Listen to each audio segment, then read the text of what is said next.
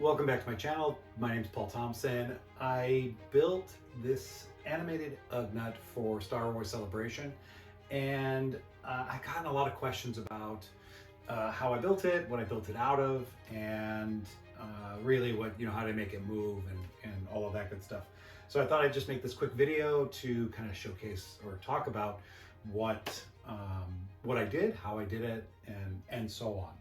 So first and foremost, the Ugnaught itself is actually built out of PVC.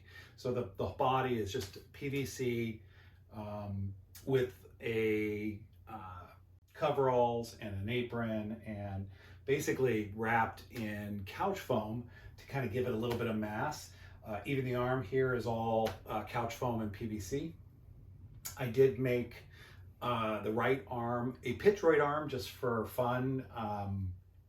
I actually had an extra pitch droid arm laying around, so I made it so it fit the PVC, and thought that it would be interesting that the Ugnaught lost his arm and replaced it with a pitch droid arm. The Treadwell part is actually the first Treadwell mast and head that I ever made for a Treadwell, and I abandoned it a while back, and I thought, okay, well, let me repurpose it and use it. So I kind of made up a few arms for this one, and there's a servo in the Treadwell head that allows the head to go up and down. The Ugnaught has two servos in the neck, and I'll show that in a close-up, that allow the head and the neck to turn left and right, and the head to tilt up and down. There's also some LEDs inside this tool right here. This tool I got as part of the files. I believe the files for the pitch droid arm. The pitch droid arm is all printed. So the pitch droid arm is, I believe, Droid Division parts, and it came with this tool, a spanner. I ended up modifying it just so that I could have an open tube at the end, as opposed to I think it had like a fork at the end.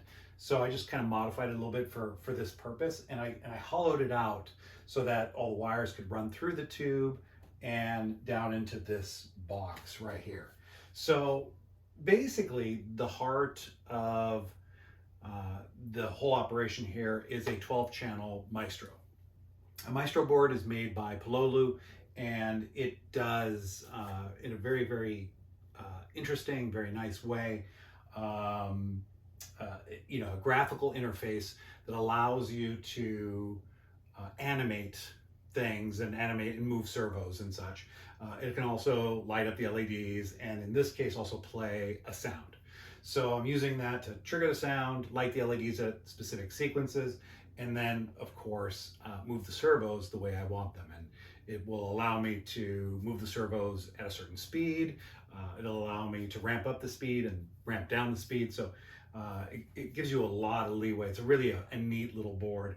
And I highly suggest it, anybody who wants to do kind of, this kind of animatronic display, the Maestro, I think, is probably one of the easier boards to use to get that to work fast and easy, and without too much trouble. The head of the Ugnaught I ended up sculpting. You could also, if you wanted to, you could use a mask and then doctor it up, or you could do this with a Jawa, make it a Jawa look and just have the robes and stuff. And I sculpted the mask, I sculpted the head, and added some doll eyes and some teeth and some natural hair, just so that it looked a little bit better. Let's talk a second about how it works. This kind of box right here is something I got from Apex. It's a prop and electronics, and it's a weird place. It's here in the San Fernando Valley, and they have everything. They have all kinds of wacky, crazy stuff. And I got this box from them because I didn't really want to build one. I just wanted to find one. I picked this one up. I believe it was for $40. So it was pretty reasonably priced, and was really perfect for this kind of thing. I tore out everything out of the inside. All the knobs and the stuff stayed, and drilled a hole here for this wire. And inside this box is a 6-volt battery, and on the side is a switch. And the switch turns everything on. So you get the head movement, and then eventually the Treadwell head will move, and just like that, and the LEDs will blink on and off depending on what it's doing. So let's turn that off.